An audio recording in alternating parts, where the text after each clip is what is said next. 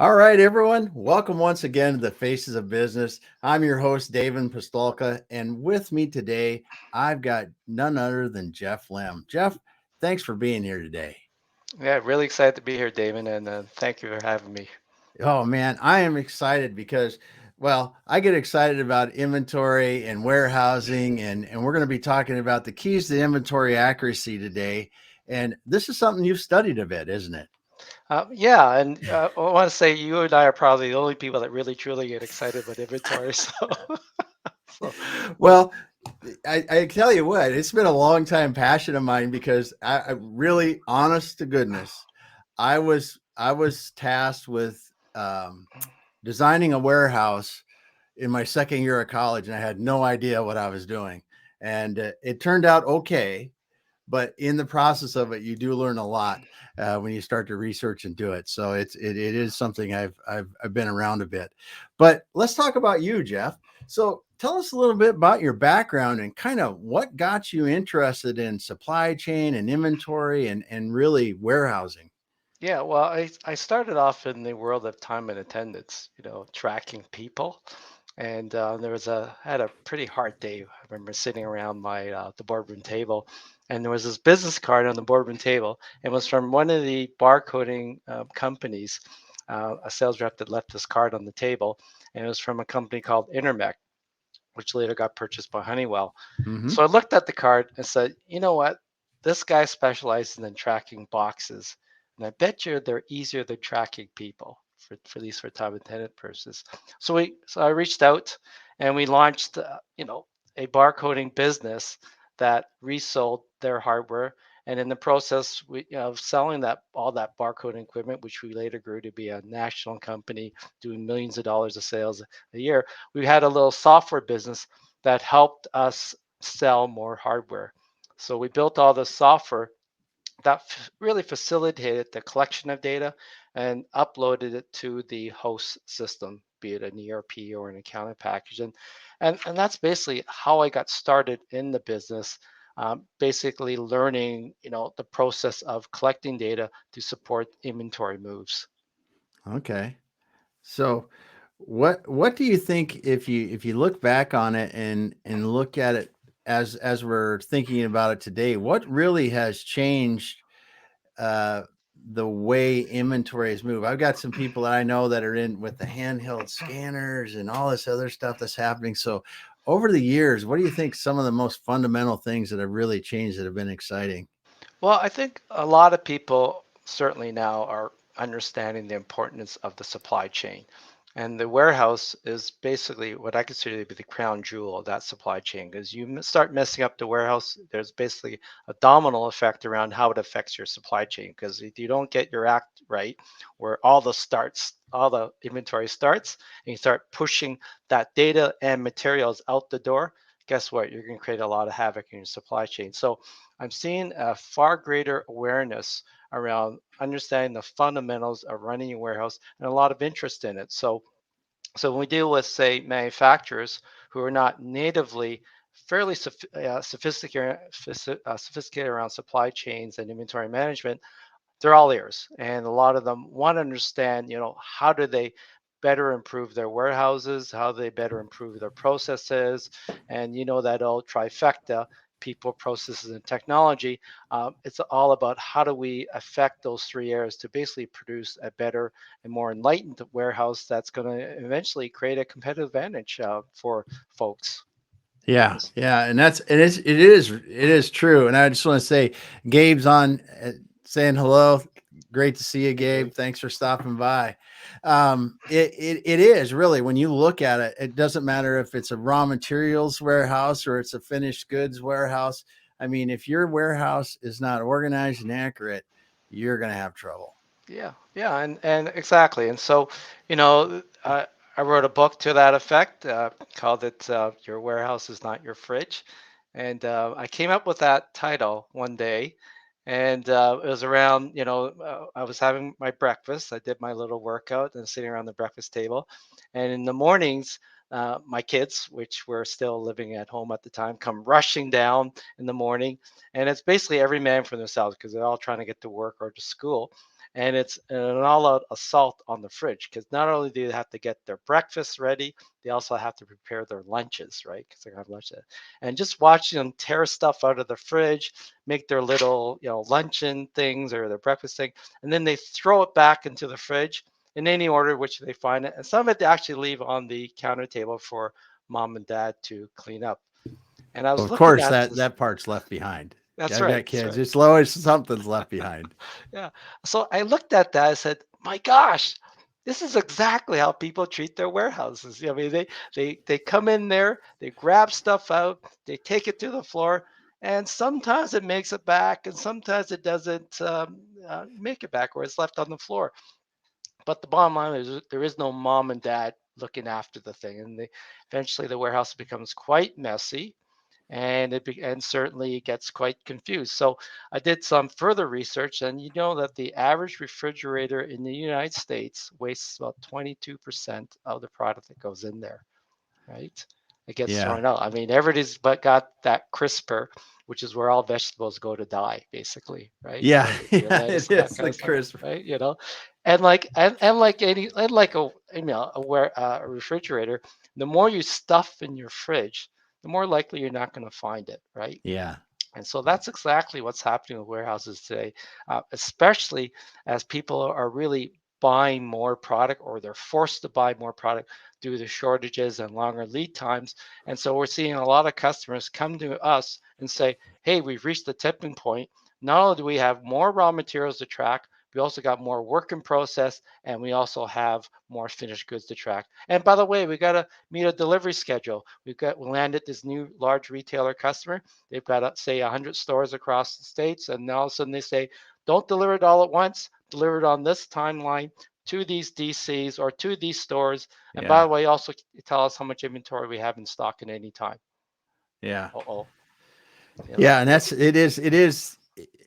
Wow. You just described, I mean, there's probably people that have chills just because you described them so closely there, because they're sitting here. We couldn't get it. Now we got our hands on some raw materials, so we bought twice what we normally would buy, or four times, or as you said before, maybe before we got on, maybe even a year's worth of raw materials, and then you have to try to get that out the door with more work in process or more inventory, whatever you're dealing with in your warehouse, on that stringent schedule of only ship so much to each location, and keep track of all yeah. of it. And let's throw a few extra wrinkles in that. Now you talk to a 3PL or a third party logistics company, and they're going to manage your finished goods or manage your raw materials, right? So now you've got to track them, or you open Yeah. up another warehouse across the street. And just the fundamental act of being able to control movements between warehouses is Yeah. really tough for a lot of people. Yes. Yes. I can't tell you how many times I've gone into companies and it's like, oh, we got busy, so we just bought this warehouse down the street or across town. And you go, uh, just makes you shudder to think how much money that wastes if you don't do it intelligently, That's right. and Yeah. think about what you're doing. But Gabe had a question for us. He said, how do you create a process that helps better forecast lead times for your merchandise, as this is a problematic issue I've encountered in poorly managed supply chains? Yeah. Great question, Gabe. Yeah, I think and that's a long answer to that one, because there's a lot of different pieces in the process. But as you're talking now, one of the fundamentals is inventory accuracy. You got it. You took the words right out of my mouth. And you can't create a proper forecast or without knowing what you really have on hand at any time, right? And short of having a really good crystal ball, you got to have good, accurate inventory. And the fundamentals around accurate inventory are, recording your putaways, recording your transfers, as I alluded to earlier, recording your issue returns if you're a manufacturing, Mm-hmm. issuing those returns back to stock, and cycle counts. And I'm being very specific. It's cycle counts, not your annual physical Yep. inventory count that I'm referring to. It really cycle counts is what pushes the needle across towards more accurate inventories. So how much just on a cycle counts, because I'm a big proponent of cycle counts, and people that have never used them before think I'm crazy because I say, listen, you got to do cycle counting, you got to do it. It's not even an option with me. You need to do it. How much does that really improve your inventory when you do inventory accuracy when you do it? If you just across the board, you mess with you knowing about it and seeing it applied, how much does that really change it? Well, if they're doing it once a week, my preference if you do it daily is Yep. that you're gonna sharpen your appreciation for what you truly have on hand. And it's not just the inventory accuracy, Damon, is you're gonna be ensuring that there's better turns of that inventory. Because when you do a proper count, you're gonna find stuff that's gonna be possibly expiring, Ah, or it's obsolete, and you should get it out of your warehouse, because if you get it into your production, you could end up having a yep. costly recall, not to mention a bit of a loss of reputation and costs associated with that.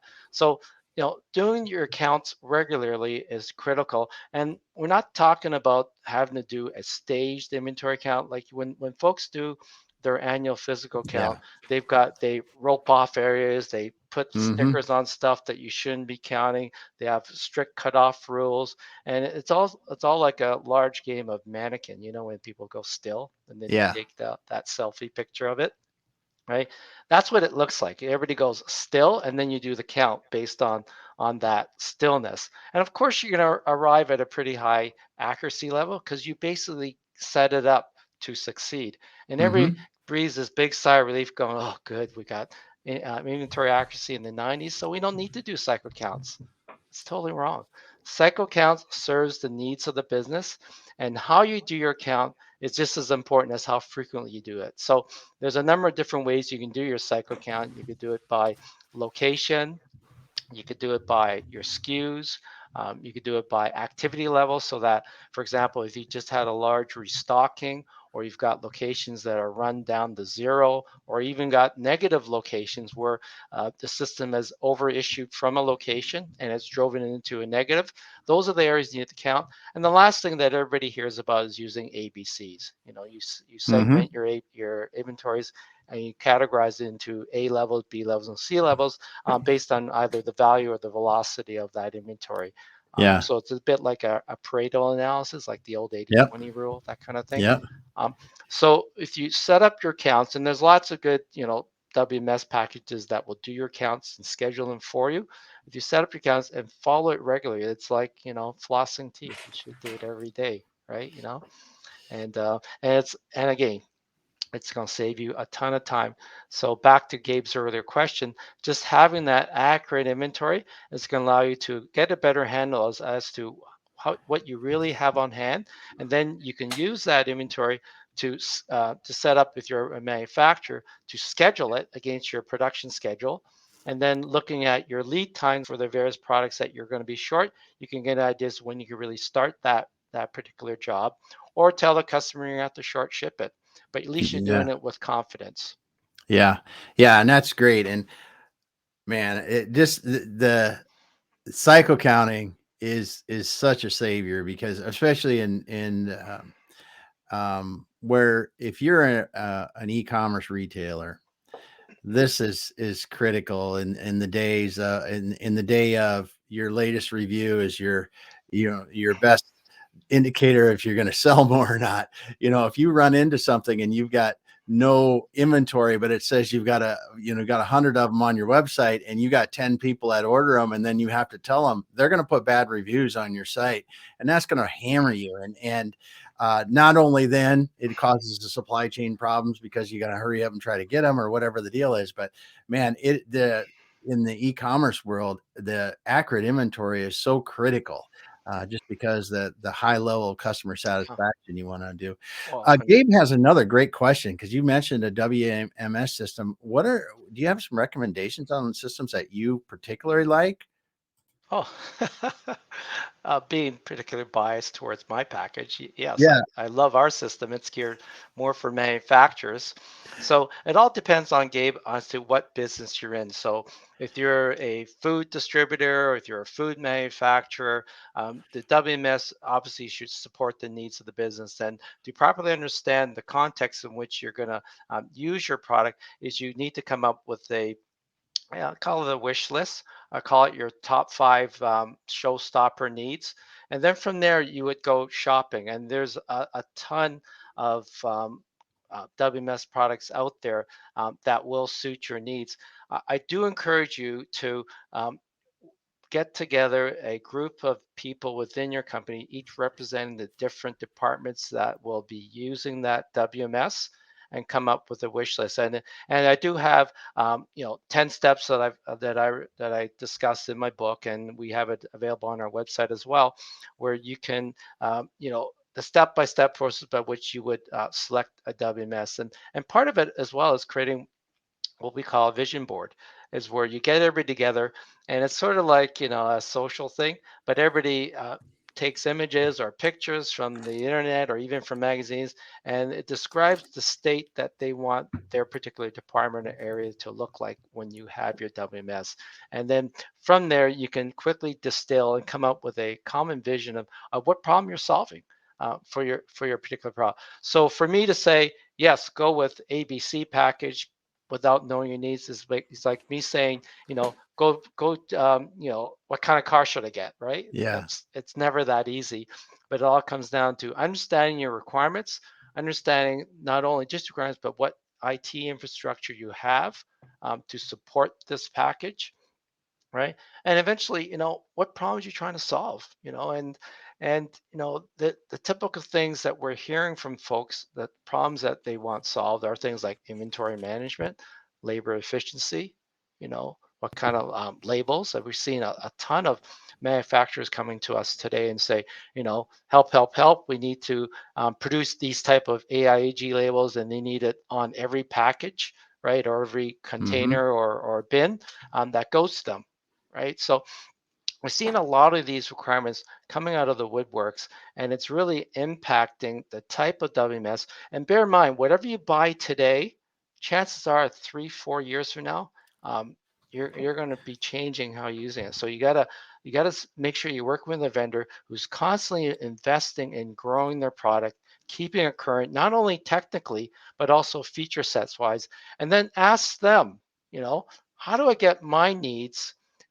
into your product? When you guys create enhancements or upgrades, is there a form for customers? Do you have a process for our voices to be heard?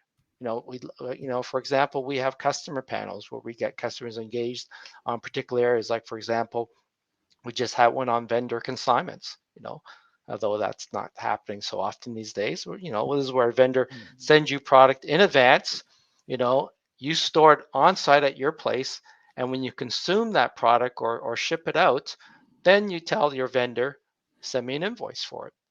Well, that takes a lot of trust for a vendor to do that. And a lot of systems are not robust enough or transparent enough to offer that view to the vendor, saying, here's what we have on Yeah. hand, here's what we consume, and here's what you can invoice for, right? So that was really critical. And then, of course, the customer, being our customers, said, but we also are on the other side of the fence, and we ship our stuff to our customers. What are you going to do for us there? I go, okay, that's going to be chapter 2 of our customer panel, right? Yeah, yeah. But Well, that's a great point though. You showed a really cool example of something that's actually pretty tough. I mean, it's something that's common, but it's hard. How do you let your suppliers look into your inventory, and then how do you let your customers look into inventory if you're keeping product for them and they can get it when they want or whatever it is. So there's so many different ways that works, because I've been in manufacturing before where we manage the inventory at the supplier's location even, which is different again. And you talked about food service. I know they do that, and there's a lot of industries where that is common. So yeah, it's really something. Well, it's as simple as going to the grocery store and going in and getting milk out of the grocery store. A lot of times the manufacturers are managing the inventory in the stores. Yeah, they're restocking the shelves, they're doing inventory counts, and that's assuming you're big enough to do that, right? Yeah. Yeah. If you're a mid-size, small-size manufacturer, you know, for you to get that consignment arrangement, you got to have a very good relationship and obviously credit score with your supplier. Yep. But Yep. they may not send anybody on site to your place. So now you've got to have the processes and the system for which you can accurately and on a timely basis record what's going on with that person's inventory. Yeah. Yeah. That's for sure. And it's a tall order sometimes, especially if you're not big enough to really support it well. That's Yeah. a great point. Well, Ingor, thanks so much for being here today. Great to see you. And then Ingrid says hello to Gabe, and Gabe said, "Great answer. Thanks for giving me some awesome information." So that's that's really what I mean. You brought so much there in that little bit because it's like yeah, it all comes down to simple fundamentals in inventory accuracy. It really does. And you said there's 4 keys to it. So we talked about cycle counting a little bit. What are some of the other areas where you see that people are making mistakes with their inventory accuracy? Yeah, it's on the inbound side of things. I mean, Ooh, most people do a great job of receiving their materials because obviously they want to receive it accurately and timely because they're going to be paying yeah, money against the materials received, right? But after it's received, the way they put it away is sort of like, ah, geez, guys, you gotta. They're not recording that put away. They're kind of, you know, and a lot of ERP systems will do what we call an automatic put away to its primary location. So it yeah, automatically goes into, say, a location A101, right? But what happens is the guy gets to A101 with the product, ABC goes A101. He looks at A101 and goes, oh, damn, it's full, right? yeah, So he puts it in B101, right? yeah. Right next No to big it, deal. right? It's real close. They can see it. Fine, yeah, no big deal, right? But guess what? The inventory system or the ERP system thinks it's an A101. And when you go to do what we call a backflush in your manufacturing side of it, it will consume materials from A101, and there's your negative. Yeah, And meanwhile, it's sitting in B101. And they only find out about it till after they do a count, which yeah, goes who knows when, right? So now this product ABC is MIA. Let me use yeah, another acronym, right? So on and on it goes, and this is repeated hundreds of times, right? So as I said earlier, they do a great job receiving and even labeling it, but when it comes to the put away, it's kind of like laissez-faire. Everybody does it a little different, and some guys scan it, some guys record it, some guys don't do it all at all. We had a customer, his biggest job every day, and this is the manager, would go back there and just do an audit to check that everything is in the place it is. So he's walking around with a handheld terminal yeah, using our software, and he'll go in and check to make sure, right? Then they force the process to be scanning that location it goes into. I don't care if the system, if it's you're putting it away into its primary location. I want to verify that you're scanning it, slows them down a bit, but guess what? It saved the manager 2 hours a day having to do the audit. And all yeah, of a sudden, he went from like fearing the inventory that he sees on this system, going, oh, that doesn't look accurate, to knowing that inventory that he sees on the shelf is exactly what's there. And then when you're yeah, telling a customer or you're planning production, it just gets that much more easier. yeah, yeah. Because if you're the one that has to tell the production department that the components that you thought were there are not there, you're not very popular that day. Yeah, yeah. Especially if it's a minor component and it's an expensive product that they need to ship because it's the last piece or one of the critical Well, pieces.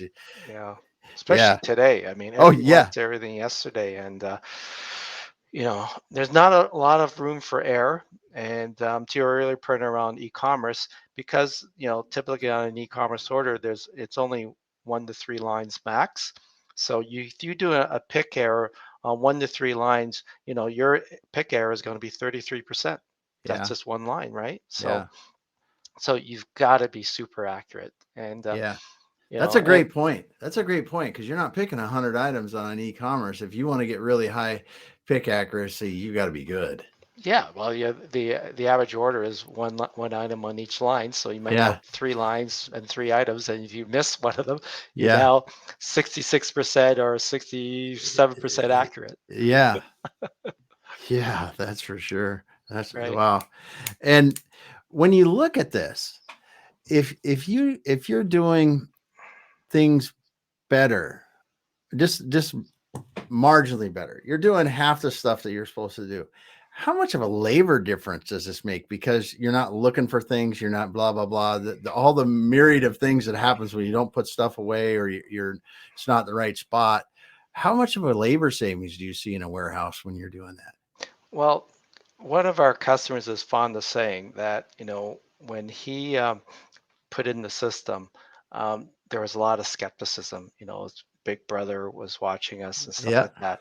But within a few months, the the warehouse guys would come to him and go, we love the system. We love the system. And they go, why? Because these guys would walk on average in a warehouse anywhere between 2 to 4 miles a day, right? Looking for stuff. He says, yeah, now we don't have to walk down this big long 100-foot aisle because I just look up on the device and I know if it's in that aisle or not. I can't tell you how much time it saved me, right? And wow, basically, so basically, he says this lookup feature pay for the entire system itself because the guys are happy, and when it saves some time, they're more likely to scan the product into the location. So it's that simple thing, and then of course there's a domino effect, and pretty soon the accuracy level starts coming up. It raises all boats. They could produce more accurately, they could ship more accurately, and pretty soon you've got a competitive advantage, and you've got this notion of inventory turns, which you've likely heard about. Their turns start going up. And once yeah, your turns start going up, what I call magic happens. You start being able to ship more product, store more product with the same amount of space and people. It's pretty yeah, cool. yeah. It is, and when you lose sight of turns, it can be an ugly thing. Yeah, It can yeah, be an ugly thing, and we've had it before where growth and then just growth has really the focus comes away from being an efficient operation into getting stuff out the door. And when that happens, you can really you can lose sight of the turns, you can lose sight of the accuracy. There's just so much stuff that'll happen, and those costs just creep in, and pretty soon you got to wear you've got 100,000 square feet, and I've got whatever it is 40 50 people out there now, and now I've got 50 or 60 when I know I really should have 40. And yeah, because we're doing things inefficiently, we're moving things twice, especially as that warehouse gets full. yeah, When a warehouse is at just about maximum capacity, it is ugly if stuff is not accurate and yeah. not put in the right spot. Well, you get the situation where you got product on the floor, in the aisles, in the yard, and it just becomes almost like a best guess where stuff Yeah, is, and people are relying on their memories, and not going to happen. yeah, So it's really critical to you know be efficient in your labor and to have this information that people can trust. And all of a sudden, it's uh, that little act of just recording, where stuff is. yeah. Is a big step in the right direction in terms of just improving inventory accuracies. Yeah. So you've got a couple more of your keys to inventory accuracy. Let's talk about the next one because we hit cycle counts and putaways. Yeah, yeah. The next one is, transfers, right? And Oh, transfers is a big thing because, people do basic transfers between location one to location two. So you might be bringing down, moving stuff from the box storage down to the pick face. That's a yeah. transfer. Or you could be doing a bigger transfer, like moving product from warehouse A to warehouse B, Mm-hmm. right? Or moving it offsite to a 3PL, right? Or doing what we have, we call this thing called outside service, where a manufacturer will take product that is in a semi-finished state and send it to a third-party vendor for, say, galvanizing or Yeah. coating, right? And so that product is now being transferred to that other facility, and then it needs to come back. So the question is, how well do you track those transfers? right? Even Yeah. moving the simple act of transferring material from the warehouse to, say, production, or to what we call the marketplace within the manufacturing area, where you take kitted products that are ready for production, you put them in what we call a marketplace, and then when they're ready to run their jobs, they move from the marketplace to production, or you move it directly to the production floor if you have a Hmm. big enough staging area. So those transfers are really critical, and you need to track it. I talked to a prospect once, and they build up to, I think it was up to 200 of these kits, out there on the floor at any time, right? And what they did was that they not only just transferred it from the warehouse, they actually pre-issued it to the jobs, even though they weren't started yet. Meanwhile, the actual inventory waiting to be actually started in production was actually sitting there in a box near the production area, or near the first machine that was going to start processing it. So their inventory was constantly had to be updated, and they actually had a person who went around checking the and scanning and recording these kits that were Hmm. pre-built, and say, Hmm. no, we haven't started this one, we haven't started this one, and then they would do a little adjustment in the inventory to show that, really we have this on hand, Wow. this waiting to be in production, and these goods are actually being consumed or have been consumed. Yeah, Yeah. pretty scary. Wow. Wow, that is pretty crazy. And when you talk about transfers, I think back to when I was in the aerospace industry and we had making components, and you think about a titanium component for an airplane, it might go out to 3, 4, 5 different processors before it comes back to you again. How the heck do you track it all out there and keep and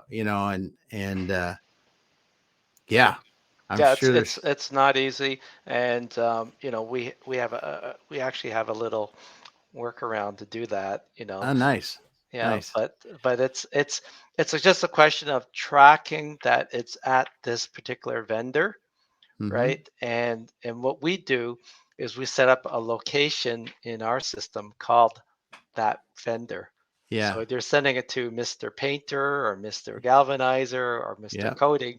Then you have a location called coding, and then Yeah. maybe brief acronym of that particular vendor, and you transfer those work in process goods, which we put on what we call a license plate, Yeah. or in actuality we call it assigned to a container code.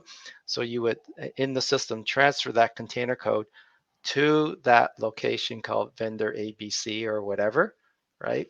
And Mhm. it's then when you look up your inventory, you see all the products and containers that are at vendor ABC, right? Then when it comes back, right, you receive that against a purchase order, which you've issued at vendor ABC, and you make sure you transfer the goods from that location in your facility back to the production line. And so now we got some visibility and understanding as to what's happened to that particular work in process goods. So Well, yeah, because if you're not tracking it, you're really guessing on what your work in process inventory value is, where it's at. I mean, yeah, you got purchase orders, but you really don't know from a system standpoint where it's at you that don't point. know actually when it went to them. Yeah. So Oh, so great now point. so now you got this report that will tell you it was transferred in at this time and date into this location, and that's Yeah. when it was shipped to the vendor, right? So Oh, it's pretty straightforward, and we had a number of customers who approached us with that problem. It wasn't me who thought of it. It was them saying, hey, we need a way to track it. And I say, okay, just we'll create a virtual location, one for each of your vendors, and you transfer it in there while you're really physically shipping it out the door to them. yeah. Well, that's great. That's great because it shows that how the customer driven focus of your company, you're able to move on the fly and help them solve those problems. Yeah, I That's mean good. that's my passion is, our mission at our company is to literally make lives of our customers better. I mean, I get a big kick hearing their stories where one fellow, we solved their ability to print a pack list. For whatever reason, the ERP was producing the pack list. It took up to 10 minutes to produce a single pack list. Oh, wow. And when it came time for UPS or the carrier to pick up the products, they'd be waiting around for the pack list to print. And they gave this poor shipper no a lot of grief. So it was a very stressful Mm-hmm. situation, and you always end up, working late and missing dinner. Fast forward, they put in our system. We're now putting pack lists in under 10 seconds, and they're all out there on the parcels. So when the Yeah. driver arrives, it's all there. They load, and he goes, "I'm able to have dinner with my family every day by 6 o'clock." Yeah. It's been a game changer for me, and that's the big. I can't ROI that. I can't even put it in a testimonial for why our system is wonderful or whatever. But it's that kind of stuff which allows people to have a better life. uh, Yeah. that makes me feel great. I can't, I get Yeah. chills even talking about it today. Oh yeah, no doubt, no doubt. So you're out doing this work, and what really made you decide, hey, we need to develop a software system to help warehouse. We Oh, need to well, make a WMS. What just kind of triggers your mind one day and you go, we yeah. need to do this? Yeah, great question, David. It was pain, you know, the fact that people would show me their current systems. I go, you got to be kidding me. You're doing that. You're having to do this, or the system, or you're having to use spreadsheets to augment what your system. I mean, the computer should be doing that kind of thinking. So what we try to do is engineer a product that, that is as least intrusive as possible, and it's done almost as a byproduct, or as they commit their tasks. So so when we create a product, our product in particular, I mean, we try to set it up so that it actually helps them do their job better. So it's not Uh-huh. like a time and attendance system back to my early days, where we're tracking people, where people had to clock in, clock out, and they did that because they want to get paid, right? Mm-hmm. And also, clocking in on jobs, clocking out of jobs. And in those kind of situations, there's no value add to the manufacturing process, right? I mean, clocking in, clocking out for payroll, yeah, people get it, right? But when you clock in, clock out on each job, most machine operators look at that as a burden, because Mm-hmm. it's going to slow them down.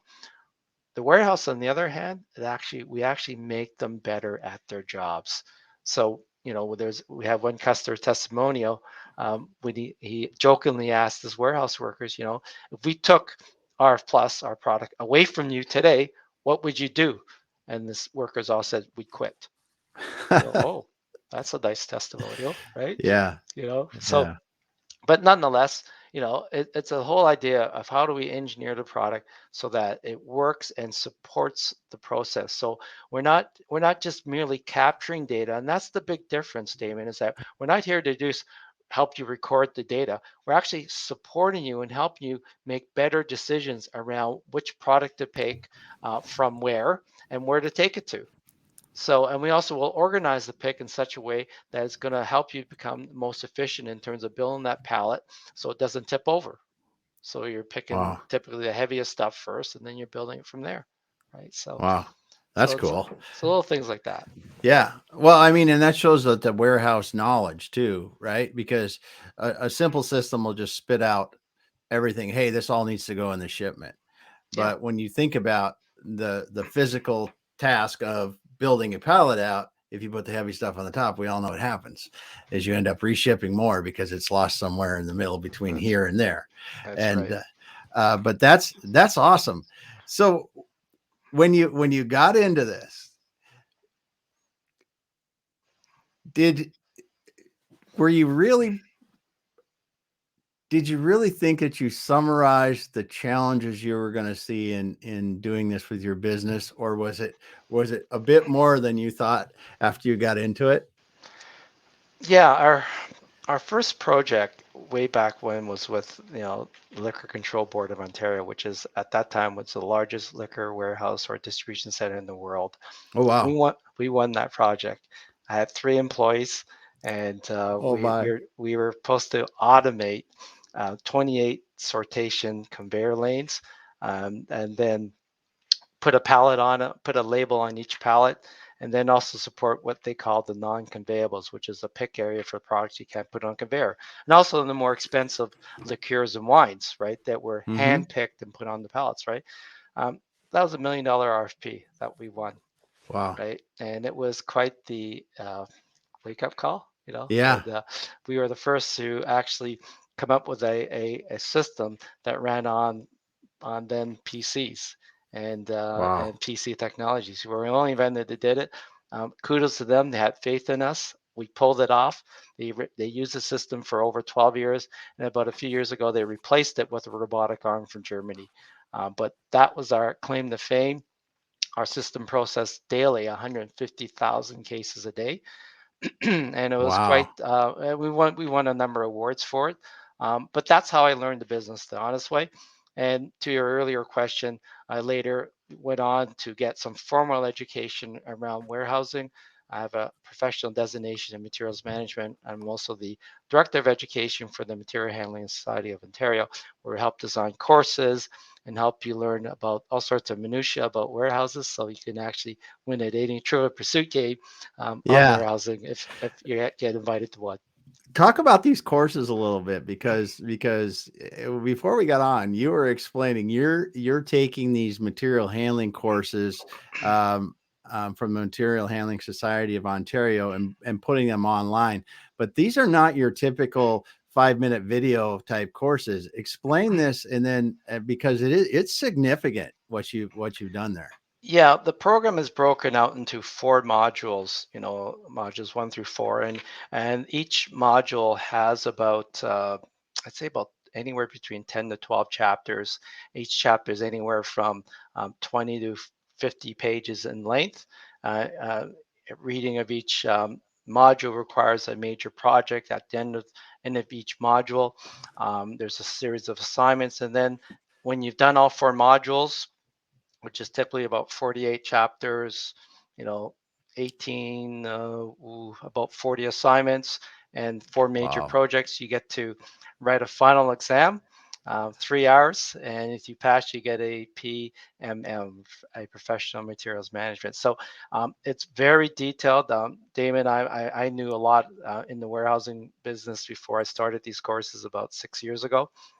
And when I came through it, I went, wow, I know I know some pretty crazy stuff that would win you kudos in the Trivial Pursuit game, but by and large, you develop a certain level of confidence Yeah. about anything pertaining to warehousing because we cover everything from obviously how to design a warehouse, what kind of material handling equipment you use it, to health and safety, Yeah. how to deploy projects, how to do time motion studies, how to use statistical processing to now analyze how long certain process should take and what's the your confidence level, etc. So it's an amazing course. It's really a one of a kind of it Wow. in the world that I've never heard of. Most supply chain courses focus a lot on procurement, and rightly Yeah. so. But this one really focuses on warehousing. And if you want to know the warehouse business, totally recommend it. I'm a little Yeah. biased, Well, but no, that's I'm serious. When you were talking about it, I'm like, if somebody really wants to understand warehousing, you just don't find training like that. yeah, And it is cool. And that's from the Material Handling Society of Ontario, correct? that's right. Okay. Yeah, Material Handling yeah. Society of Ontario. So if anyone's listening, check that out, because if you're into warehousing and you want to learn a lot more, that might be Sure. a good Yeah. place to And go. or reach out to me and I could certainly send you some, Yeah. course outline information, et cetera. And we're also partnering with Lyft Trucks, and they're actually working to put all our course material online. And we should have the first module set up and running by the end of December. And Wow. I'm very just putting the last finishing touches, and it's been quite a endeavor because everything was binders and paper, Yeah. and we now it's all digitized with videos, voiceovers, quizzes. So Wow. it's a proper, you know, more modern content as well. That's incredible. That's incredible, man, because it is. I mean, when you look at it, it's like, yeah, you can learn the warehouse by working in a warehouse, managing warehouse and other things. But if you really want to take it to the next level and be a warehouse professional, these are the kind of resources you can use to really make that difference. And like you said, you may not need to know it all, but having a good rounded knowledge of the warehouse and how to operate and all the other things you talked about there is definitely beneficial. Oh, that's cool as heck. So what do you think is the next exciting thing? I know everybody's talking about supply chain. We can beat that to death forever. We don't have enough of everything. But what do you think's really exciting in warehousing now that you go, man, when that comes out, this is really going to be cool? Well, that's a great question. I mean, I have a passion project, you know, and Okay. this is a bit of my legacy I want to leave to the industry. It's called our smart warehouse, right? And the smart warehouse that we're working on is founded on a couple of additional technologies that I think will take the whole WMS field to the next level. Uh-huh. Most WMSs are founded on two principal technologies: barcoding and wireless, right? Mm-hmm. Those are great technologies for tracking boxes, right? But a lot depends, but they're terrible technologies for tracking people. Now back to Mm-hmm. the people thing, right? I mean, and as we all know, people move the boxes. And Yeah. yes, we're replacing people with more automation instead. But for most companies, certainly most small, mid-sized manufacturers and distribution centers, people are going to be your most flexible resource and able resource to help you Yep. move the boxes. So the question is, how do we make those people more efficient? And this is where this new set of technologies that we're working on currently, one with AI, is we're going to start by modeling your best workers in your facility, right? So I'm now going to build a persona, which is your best pickers, your best put away guys. And from that, I'm going to do something pretty crazy, which manufacturers have used all their lives, is standards, benchmarks, right? I mean, I'm holding up a pen here. Whoever made this pen could tell you, you know, to the penny, how much material went in there, how much time Yeah. went into produce it, but they couldn't tell you how much time it took to move this pen around, right? Mm-hmm. And material handling processes, you know, account for up to 30% of the product's cost. You Wow. take into account carrying costs and storage, et cetera. So why aren't you tracking that cost? Because you know what? They don't know how, right? Yeah. So the next generation of WMS systems will have the ability to actually create standards around what material movements should, how long it should take. And to help with that, we're not only going to use AI to help learn or do machine learning around what your standard should be, but we're also going to actually be able to start tracking people as they move through the facility. So think about an internal GPS. So we're going to be able to do things like wayfinding in a Mm-hmm. facility. You know, I mean, in a large 250,000 square Yeah. foot facility, it's very easy to get lost, let You alone bet. plan your routes, right? We're also going to use that indoor positioning technology to track who's where and then be able to do what we call task assignments and be able to assign tasks to the appropriate person based on their location and Wow. availability.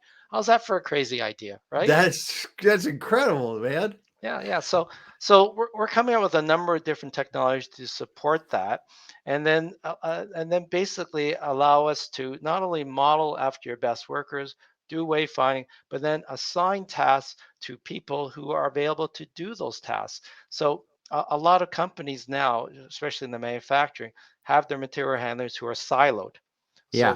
So they have, say, a group of 15 material handlers, and they're typically assigned to a few machine areas, Mm-hmm. and their job is to basically keep those machines running or keep those operators busy with by supplying the materials.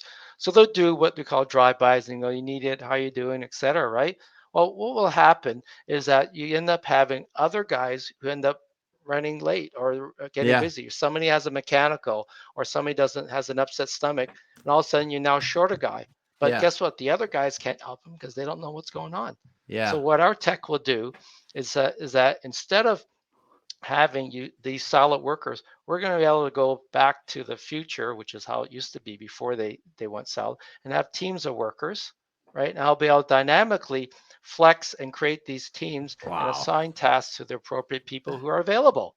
I mean, Yeah. it makes total sense, right? And so we're going to be rolling out that as a pilot very soon at a tier one parts auto parts manufacturer, where exactly having that problem.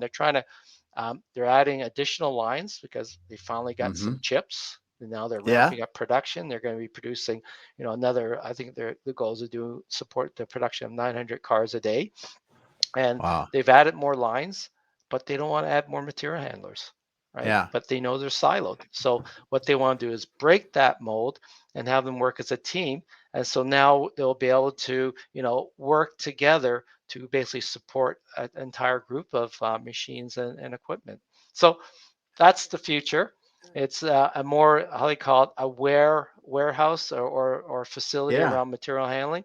and it's based on standards so that you can scale your warehouse as well as schedule your work based on all the potential movements that are going to happen in a day, Mm-hmm. and then track them to see how they're doing. And that's one thing automotive parts manufacturers love to do, is they love to track stuff. I mean, like I said, they can tell Yeah. you down to the penny what it costs to make stuff, but they have no idea what it costs to move stuff. Wow. That's super cool. That's super cool. And when you think about it from the business perspective, it is there is a lot of wasted labor in that part of your, because they've, you've lean manufactured all out of your work centers. You've lean manufactured it even in your shipping and receiving and these other areas, but that movement is still largely based on the person just going to go from here to there. They're going to take it whatever they want. And if you think about, like you said, in a large warehouse, 250,000 square foot warehouse or something, even some of these even bigger, you go, I can get lost. I could take not an efficient route. And then when you talk about the team aspect of this, if I'm in a manufacturing setting where we've got 10, 15, 50 people, whatever it is, that are supplying all these different areas, just like you said, if somebody gets sick, a forklift breaks down, something happens, and someone else, it just gets notified on their device that it's, hey, you need to go take this from there to there. That's awesome, because you're going to be, the efficiency in that's going to go up dramatically. Yeah, I mean, right now, somebody gets sick or had a mechanical, it becomes 911. The supervisor gets called. The machine operator goes, "Hey, Joe isn't here. I haven't seen him around. He hasn't done his Yeah. milk run." And the supervisor starts looking for Joe, and before you know it, he's driving a lift truck himself and Yeah. bringing material to the line. So it's a Yeah. very stressful environment, and so what we're trying to do is take these little bumps and just roll with them, which is Yeah. which is all everybody wants. They want a system that could, basically self heal and basically flex as required. And so that's a bit of my passion project. We've got a lot of, we're having a lot of fun doing it, and Oh, um, I bet. and I so bet. it I keeps bet. me it keeps me going. That's for sure. Yeah. Well, we keep us updated on that, Jeff. It's so awesome. We could talk a lot longer, because, like you said, some people would think warehouses and inventory is boring, but man, it is critical to business. And you've shown us that today with just the bits you shared about inventory accuracy, and it's so exciting about your warehouse management software and your system that you have, and the new developments that you're having. So, thanks so much for being here today, Jeff. Yeah, I really enjoyed it today, and I love this topic. And to find somebody who shares the same views, it's great. Yeah. I Yeah. certainly can't go home and talk to my wife or kids about it. Well, they look at us kind of funny if we talk about some of this stuff, don't they? Yeah, It, it's true. but it's good. It's good. So thanks so much for being here today. We've been talking with Jeff Lem about inventory accuracy. Now, Jeff, your company is called Portable Intelligence, and your software system is called RF plus. RF Plus. All Yes. right. So if anyone's looking for that, they can do that. And if you can connect with Jeff on LinkedIn as well. But thanks so much for being here. Thanks everyone for listening tonight. I hope you enjoyed this as much as I did. And we'll be back again after Thanksgiving with some more guests on the Faces of Business. Thanks again, Jeff. Thank you.